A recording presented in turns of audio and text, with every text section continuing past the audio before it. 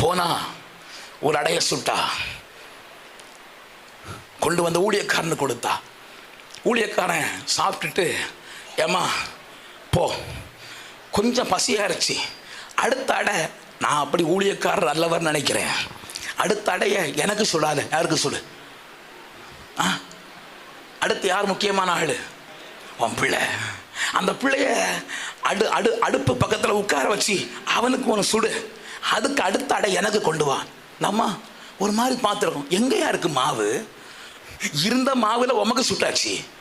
நான் குறைவுபட்டவள், நான் ஒன்றுமில்லாதவள், மனசோர்வில் முடிந்து போனவள், எனக்கு எங்கேயா இருக்கு ஆசீர்வாதம்? ஆண்டவர் கிருபையினால திரும்பி போய் கிச்சனுக்கு பார்க்கிறா.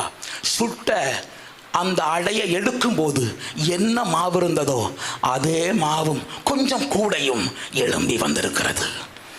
நான் ஏன் சொல்றேன் தெரியுமா? கர்த்தருடைய வார்த்தைக்கு